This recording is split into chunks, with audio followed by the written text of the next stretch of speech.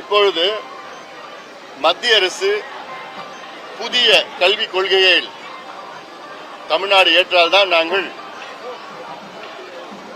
கல்வித்துறையிலே நிதியை நாங்கள் தமிழ்நாட்டுக்கு கொடுப்போம் என்று கல்வி அமைச்சர் தர்மேந்திர பிரதான் அவர்கள் தொடர்ந்து வலியுறுத்தி வருகிறார்கள்.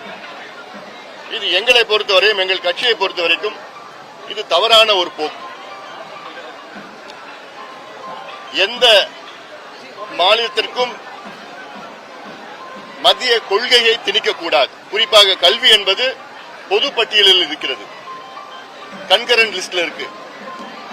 அப்படி என்றால் மத்திய அரசு சட்டம் கொண்டு வந்தால் அதை ஏற்பதும் ஏற்காததும் மாநில அரசினுடைய உரிமை.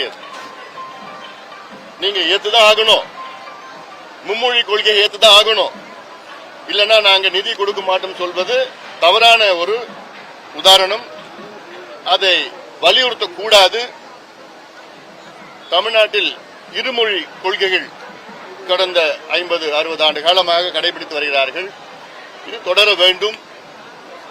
எந்த மொழியும் திணிக்கக்கூடாது. எல்லா மொழியும் கத்துக்கலாம், இல்ல இந்த மொழியை கத்துக்கிட்டா ஆகணும் அப்படின்னு சொல்றது அது தவறான ஒரு கொள்கை. ஏன்னா கூட்டாட்சி தத்துவம் இது பெடரலிசம். ஏன்னா தமிழ்நாட்டுக்கு ஒரு கொள்கை இருக்கிறது, அந்த கொள்கையை மாற்ற சொல்வது மத்திய அரசுக்கு உரிமை கிடையாது.